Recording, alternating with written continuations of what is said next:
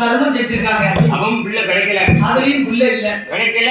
வாழ்ந்தா ஒரு பிள்ளையோட வாழணும், இல்லன்னா என்னமா வாழ்க்கை, இல்லன்னா எவனா தூக்கு போட்டு தொங்கிருமா. ஆமா, இல்ல வீட்டுல போய் அவனம்மா காத்தாடிலையம்மா, காத்தாடியில தொங்குனா அங்கு விழுந்துருப்பான். பிறகு அதனால மரத்துல தொங்குனாதான் விடாது. மேக தள்ளிப்பா பிள்ளை மரம் பார்த்து கரையிட்டு ஒரே ஒரு பிள்ளைக்காக. சரி, அந்த மருத்துவதி அம்மா ரொம்ப வருத்தப்பட்டா. ஆமா, மருத்துவதி மருத்துவச்சி வரலன்னு வருத்தப்படுதான். மருத்துவச்சி வரலன்னு வருத்தப்படல, மருத்துவதி அம்மா ஒரு பிள்ளைக்காக வருத்தப்படா. ஒரு பிள்ளை உண்டாக்குனாங்கன்னா மருத்துவச்சி வருவா. பிள்ளை இருந்தாதான் பாருங்க, எங்க தாத்தா பாருங்க கையை சூட்டிதான் பேத்தியால பிள்ளை இருக்கு. அது சுகம், இதை விட ஒரு பெரிய சுகம் உலகத்துல எதுவும் இல்லாம பெரிய சொத்து. என் அன்பம் பாருங்க எடுத்துட்டா கையா. அந்த தாத்தா எவ்வளவு சொத்து சேர்த்து வச்சிருக்காரு. கோடிக்கணக்கான வசதி இருந்து என்னத்துக்கு என்ன செய்ய இருந்தாலும் உலகத்திலே கோடிக்கணக்கான ஒரு பேத்தியை தூக்கி இடுப்புல வைக்க அன்னைக்கு கிடைக்க ஒரு சுகம். அந்த சுகத்தை மாதிரி உலகத்துல எந்த சுகமே கிடையாது. அந்த சுகத்தை ஏங்கிட்டாம நான் இருக்கேன். வந்துரும் வந்துரும். சரிதான், பக்கத்துல தொட்டில கட்டி பாத்துக்கலாம். அப்படி இருக்கும் போது உலகத்திலே பெரிய செல்வம் பிள்ளை செல்வம். பிள்ளை செல்வம் தானே. கோடிக்கணக்கான வசதி இருந்து எந்த பிரயோஜனமும் கிடையாது. என்ன செய்ய, குழந்தை செல்வம் தான் பெரிய செல்வம். பிள்ளை செல்வம் பெரும் செல்வம். அங்கே இருக்கு ஏகப்பட்டது கிடைக்கும். ஒரு பிள்ளை இல்லாமல் அந்த மருத்துவதியம்மா ஒரு குழந்தைக்காக தவம் இருக்க போகிறார். ஒரு பிள்ளையை அடைஞ்சே ஆகும். தவத்தின் மகிமையான ஒரு குழந்தையை அடைஞ்சே ஆக வேண்டும் என்று அப்படின்னு வைராக்கியம் கொண்டு வருகிறார்கள். எப்படி தவம் இருக்க போகிறார்கள்? ஆமா, சார்ந்து கொண்டு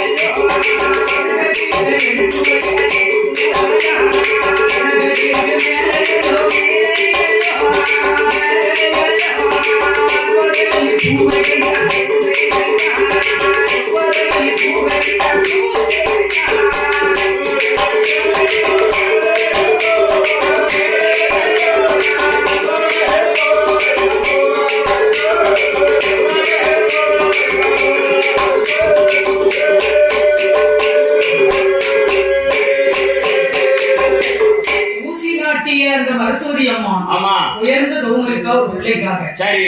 ஆண்டவன் சிவனாரை நினைத்து அந்த மிருகண்டரிசியும் அந்த மருத்துவரி அம்மாளும் சீரோடும் சிறப்போடும் இருக்காங்க. சீரோடும் சிறப்போடும் ஆண்டவனை நினைத்து சரி.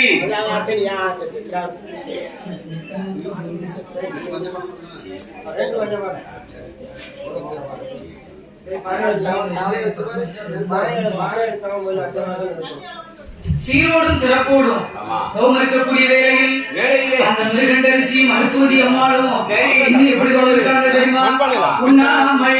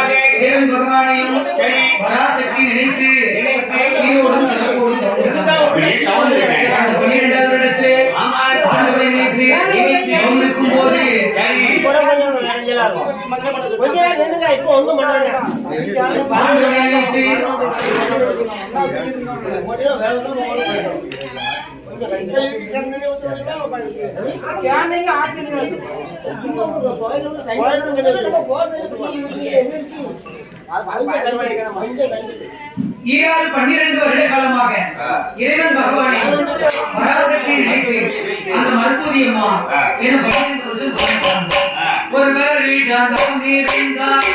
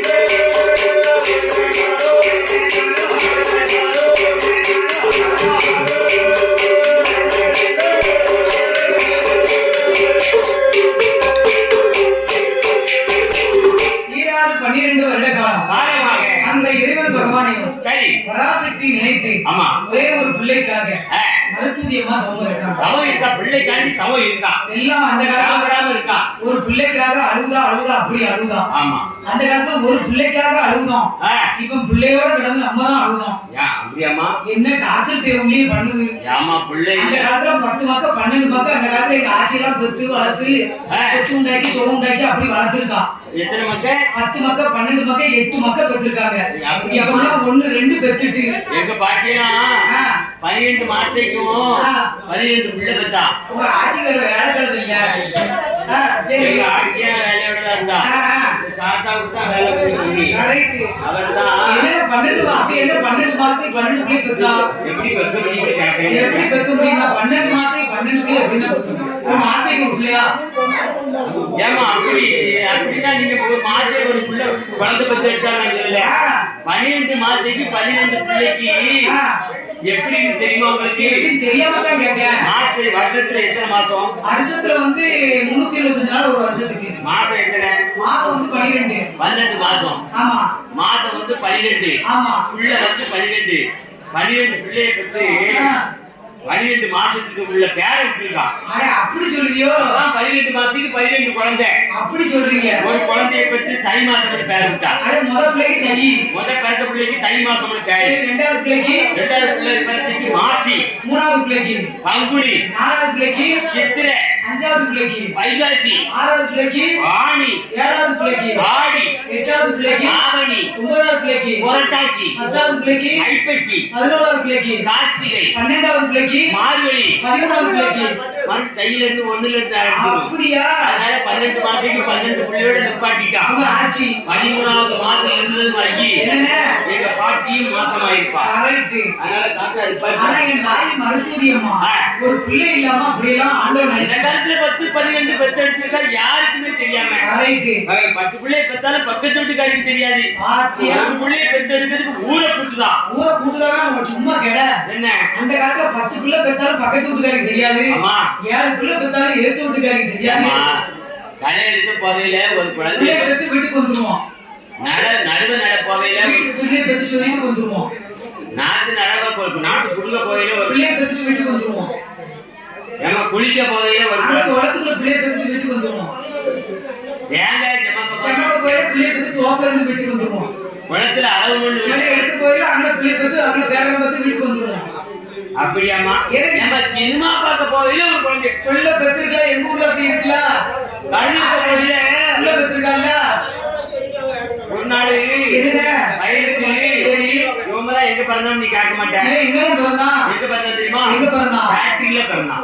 டிராக்டர்லயா? டிராக்டர் எப்படிங்க? உங்க அம்மா நாட்டு நாட டிராக்டர்ல போயிருக்கு. சரி. இவன் போற வழியில ரொம்ப நொடி.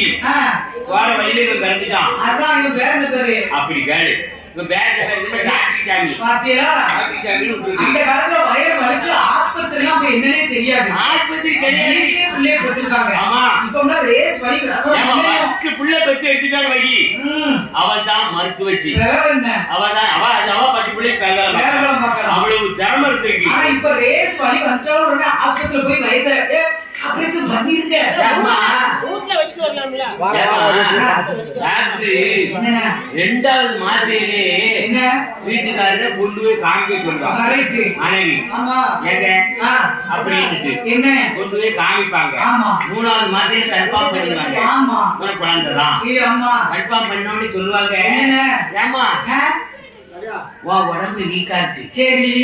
அதனால ஒரு குடம் தண்ணியை கூட நீ தூக்கிடக்கூடாது. குனிஞ்சு வளைச்சி வீட பூட்டி யாரும் வேலை பார்க்கல. மாசமா இருந்து குழந்தை பிறகு இப்பதான் அனுசமா நம்ம இருக்கோம். ஏன் அந்த டாக்டர் என்னதான் அவளுக்கு வசியம் பண்றதால தெரியும். சரி. டாக்டர் பூரா பெண்களுக்கு ஜாதகமா தான் சொல்லுதாரு. அந்த குனிஞ்சு வளைஞ்சி தூக்காத, தண்ணி எடுக்காத, பொங்காத, கறி வைக்காத, புருஷன் சொல்ல கேட்காத. புருஷன் சொல்லிமா கேட்க கூடாது. ஒரு புலோ ஒண்ணு சொல்லி விடுவாரு. ஆமா. ஆனா என் தாய் மருத்துவரியம்மா ஒரு பிள்ளைக்காக என்ன ஆண்டவனை நினைத்து 12 வருஷம் தோம் இருக்கான். அவன் சும்மா ஒரு வேலை வீட்டுக்கு காட்டு போடுச்சுல அப்படின்ட்டா ஒரு பிள்ளைக்காக இன்னும் எப்படி உங்களுக்காக தெரியுமா? எப்படி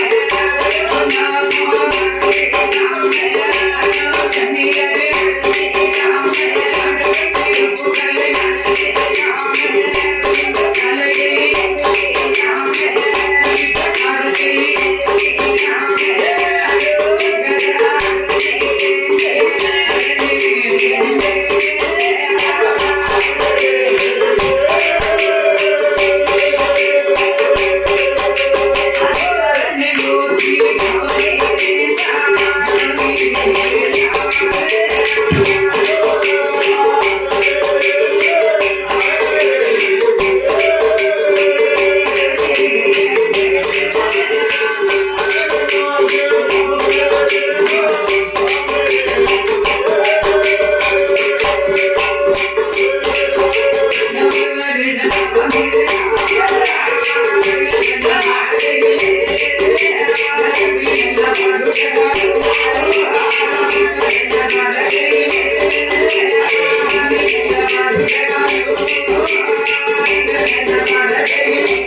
you.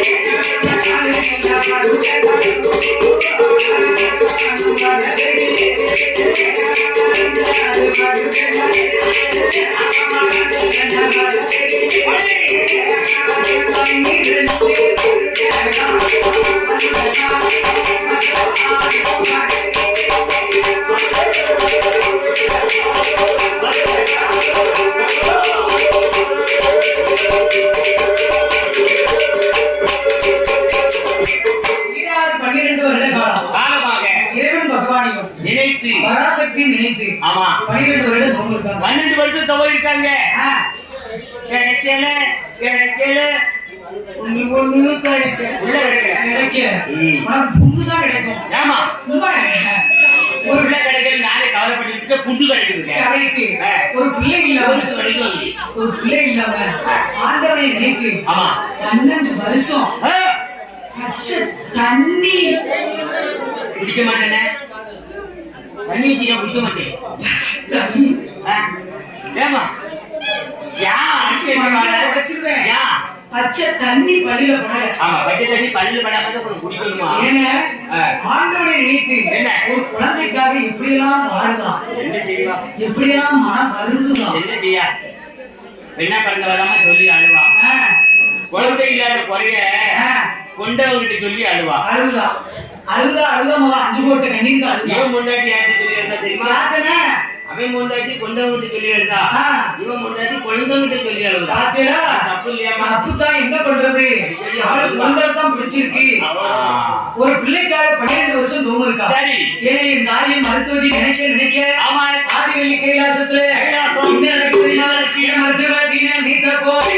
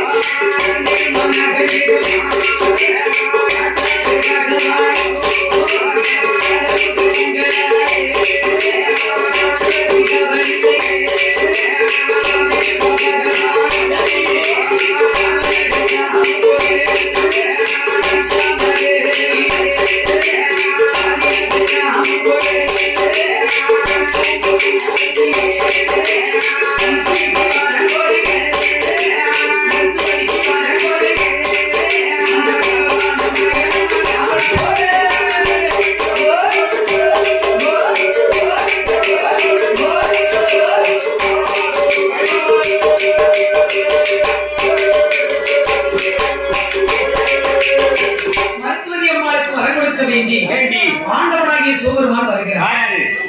சாமம் அடி சாமம் போல சதி சாமம் வேலை இடம் புழுங்கா சாமம்னு சொல்லுவாங்க. காத்தடிச்சாலும் இடம் புழுங்காது. கடிய சாம வேலைன்னு பேரு. எத்தனை மணிக்கு தெரியுமா? எத்தனை மணிக்கு? கரெக்டா 12 மணி 1 நிமிஷத்துக்கு காத்தடிக்கும், இடம் புழுங்கா, இடம் ஆடாது. அந்த கடிய சாம வேலை அந்த நேரத்துல தான் ஆணோ பெண்ணோ வெளியே வரப்படாது. ஆமாங்க, அப்பதானே வெளியே வருது. இந்த பாதை வெளியே அந்த இடத்துல வரும். நீ வெளியே வரக்கூடாது, தெரியும். நீ அந்த நேரத்துல வெளியே வரக்கூடாதுங்க. காத்தடித்தாலும் இலை புழுங்காத கடியச்சாம வேலைன்னு சொல்லுவாங்க. அதாவது 12 மணி 1 நிமிஷத்துக்கு கரெக்டா சாமிகள் பூரா அந்த நேரத்துல நம்ம காலசாமி. இப்பதான் தெய்வங்கள் எல்லாம் உலா வர மாட்டேங்குது. அப்பதான் சாமி தெரியாது. வீட்டுல சடங்கு சட்டத்தை பாக்கி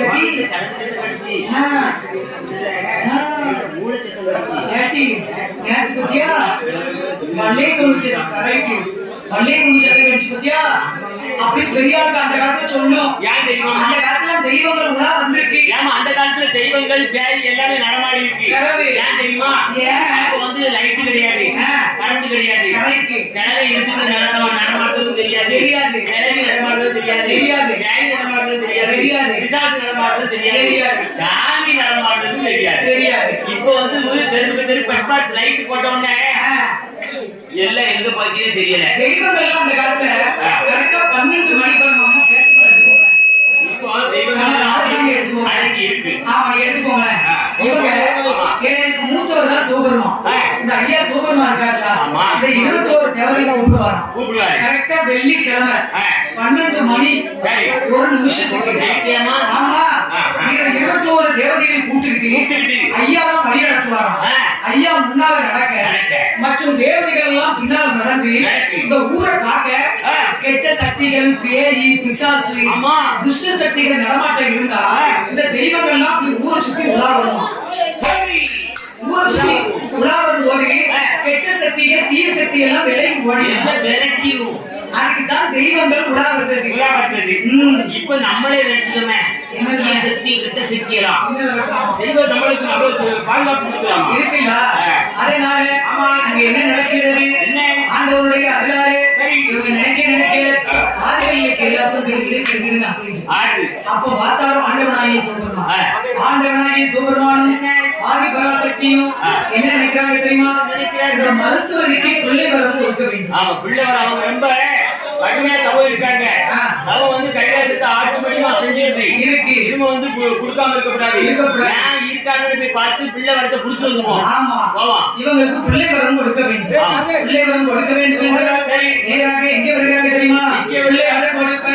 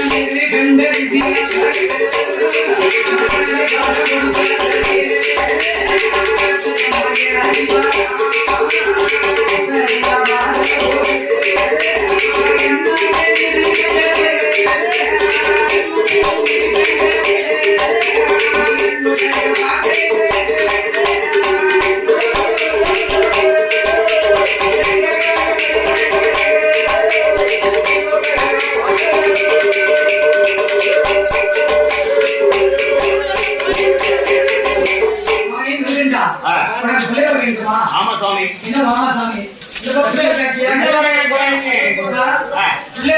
சொன்னா ஆமா நான் ஒரு குழந்தை தருகிறேன். சரி, நானே உனக்கு குழந்தையாக தருகிறேன். ஆனா ஒரு சின்ன விஷயம், ஒரு முக்கியமான விஷயம். என்ன விஷயம்? உனக்கு பிள்ளைகள் நான் தருகிறேன். ஆனால் என்ன உனக்கு நெடுங்காலமாக வாழக்கூடிய சரி ஆயுசுக்கு இருக்கக்கூடிய குழந்தை வேணுமா? அப்படின்னா என்ன? அது நொண்டி மூக்கற செவிடு பேடு இல்ல ஊனமுற்றோர் இல்ல மன வளர்ச்சி கம்மி இப்படி குழந்தை உனக்கு கொடுத்தோம்னா 100 வயசுக்கு இருக்கும். அது அமர்த்த இல்ல எனக்கு சமர்த்த வரம் தான் வேணும் அப்படின்னா 16 வயது வரை நான் கொடுக்கக்கூடிய குழந்தை உனக்கு உயிரோடு இருக்கும். அப்படியா? அந்த 16 வயது குழந்தை எல்லா கலைகளிலும் வீரமும் விவேகமும் அழகிலையும் கல்வியிலையும் ஆற்றலிலும் சிறந்த குழந்தையாக இருக்கும். அப்படியா? அந்த குழந்தை வேண்டுமா? அப்படியா சுவாமி? ஆமாப்பா சுவாமி, நான் அமர்த்தனை பெற்று அவன் கோலம் படுவதை விட சரி நான் ஒரு சமர்த்தனை பெற்று சாவ கொடுத்தாலும் அதுவே மேல். சமர்த்த வேண்டுமா?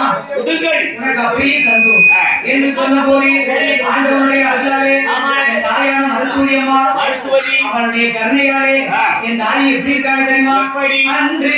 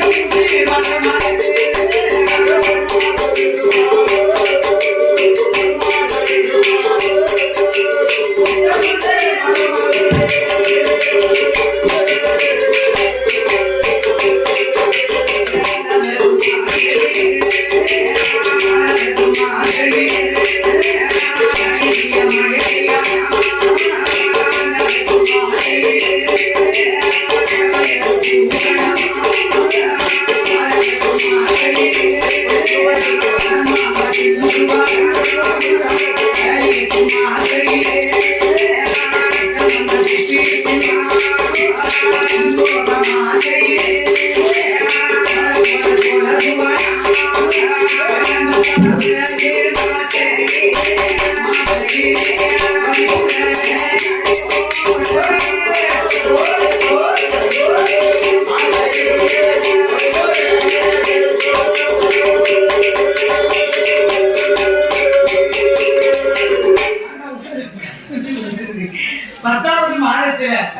பரிபூர்ண கர்ப்பம் மட்டும் இருக்கா அந்த அம்மா மருத்துவதியமா மருத்துவதி ஆண்டவருடைய அகராலே மாசமா உண்டாயிருக்காமா ஆமா ஆனா